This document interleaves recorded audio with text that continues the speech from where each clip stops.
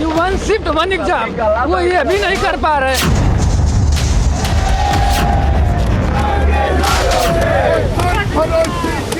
हमें नॉर्मलाइजेशन नहीं चाहिए, वन शिफ्ट वन एग्जाम चाहिए और हर हाल में चाहिए।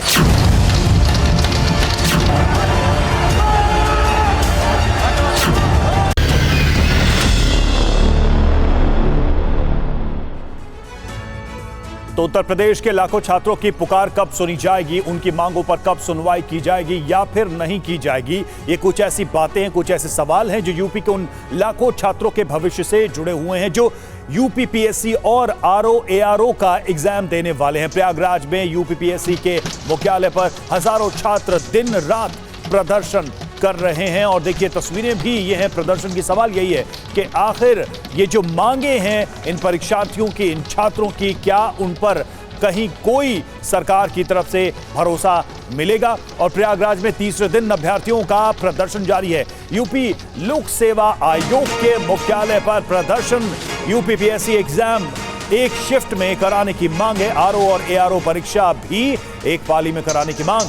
11 नवंबर से प्रयागराज में जारी है प्रदर्शन।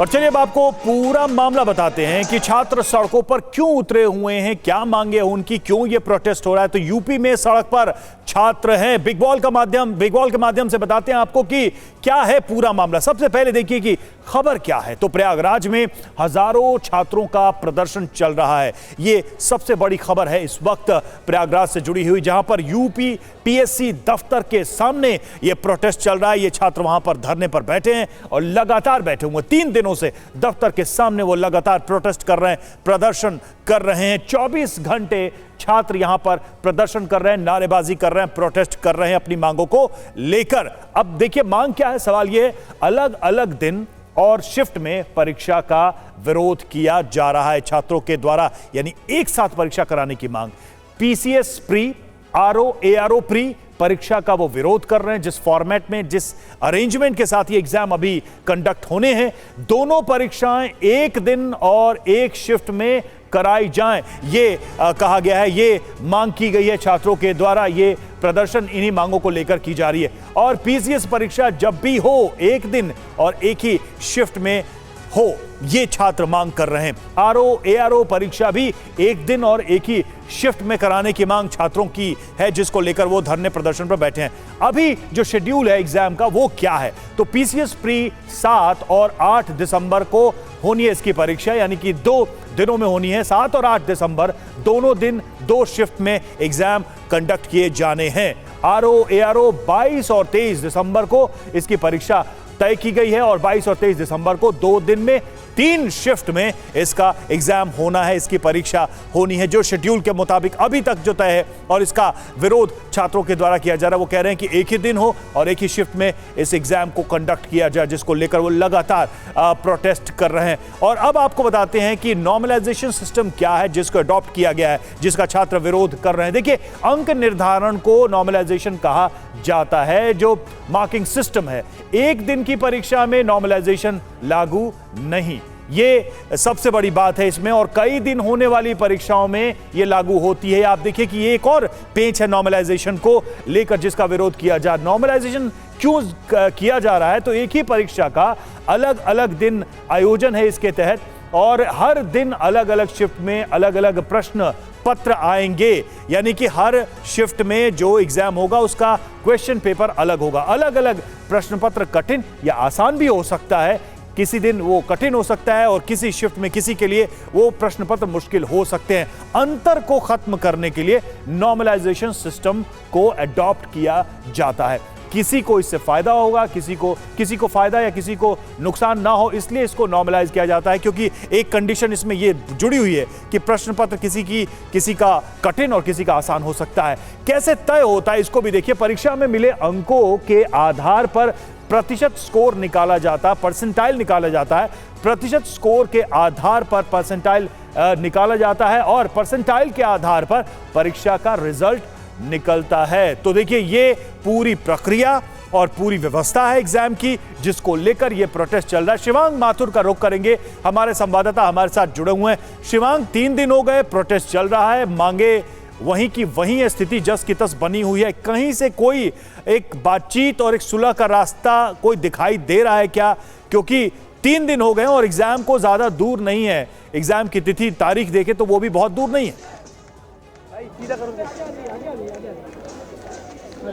बिल्कुल ठीक कहा आपने। देखिए, एग्जाम्स बहुत दूर नहीं हैं और हज़ारों की संख्या में इस वक्त उत्तर प्रदेश लोक सेवा आयोग के बाहर आपको तस्वीरें दिखाता हूं कि किस तरीके से जो छात्र छात्राएं हैं उत्तर प्रदेश के अलग अलग ज़िलों से आए हुए हैं। ये तीसरा दिन है जब प्रदर्शन और धरना लगातार जारी है। छात्रों का उत्साह बरकरार है, लेकिन साथ साथ वो परेशान भी हैं क्योंकि उनको अपनी तैयारियां भी करनी है और अपने अपने घर भी लौटना है।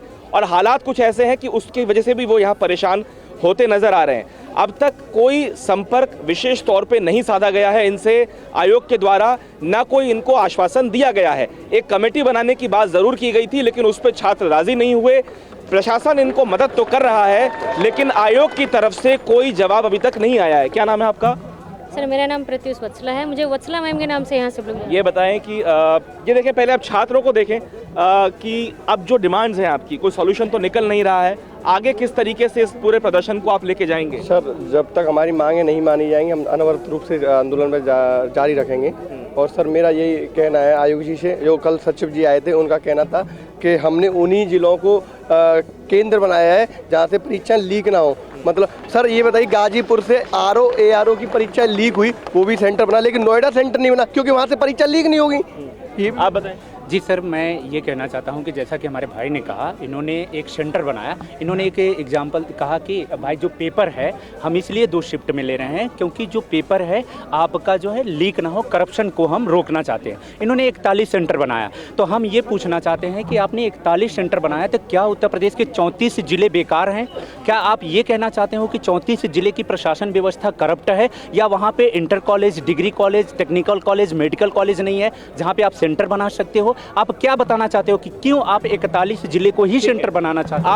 आप क्या नाम क्या है मैम? मेरा नाम चित्रांशी है सर। हाँ, आप 3 दिन से बैठी हैं यहाँ? हाँ, मतलब मैं रात में नहीं रुक रही हूँ, बट आई हैव बीन। किस तरह की परेशानियां हो रही हैं? क्योंकि मैं कुछ छात्र छात्राओं से बात कर रहा था, वो इसके इतर बात कर रहे थे कि प्रदर्शन तो अपनी जगह पर है, लेकिन यहाँ टॉयलेट्स भी नहीं है, पानी पीने की व्यवस्था भी नहीं है और छात्र छात्राओं को काफ़ी दूर जाना पड़ता है इन सब बेसिक चीज़ों के लिए भी। बिल्कुल।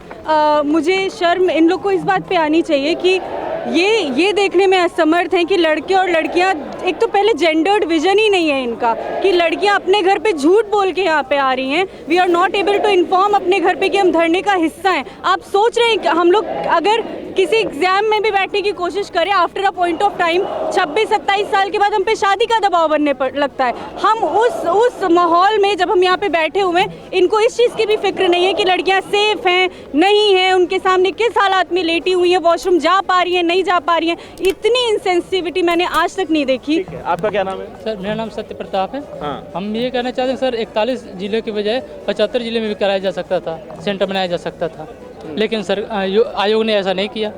ठीक है, लेकिन रास्ता क्या निकलेगा? क्योंकि आप लोगों से तो कोई बातचीत हो भी नहीं रही है, तो किस तरीके से आप लोग आगे बढ़ेंगे इस पूरे मामले पे? बस हमारा जब लगातार जारी रहेगा, जब तक 1 शिफ्ट 1 डे एग्जाम जब तक माना नहीं जाएगा, हम लोग लगातार अनवरत यही बना लीक पेपर लीक वहाँ से होता है जहाँ से पेपर छपवाते।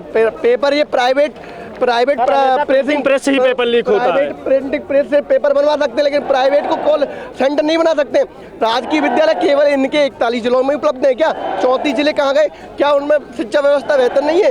ये सर केवल साजिश तो छात्रों को आप देख रहे हैं, हजारों की संख्या में जैसे जैसे दिन बढ़ रहा है, जो संख्या है छात्र छात्राओं की वो लगातार बढ़ती जा रही है और जो जोश है, उत्साह है, वो लगातार बरकरार है। तीसरा दिन है, लगातार खुले आसमान के नीचे छात्र छात्राएं मजबूर हैं अपनी बात करने को, लेकिन आयोग की तरफ से अभी तक इनसे कोई संपर्क साधा नहीं गया, किसी तरह का आश्वासन नहीं दिया गया। तमाम राजनीतिक दल, चाहे बड़ी संख्या में यहाँ पर छात्र जमा है, छात्र छात्राएं जमा है, प्रोटेस्ट उनका चल रहा है और इंतजार उनको है कि आयोग की तरफ से क्या कोई उनको आश्वासन मिलता है। शुक्रिया शिवांग आपका।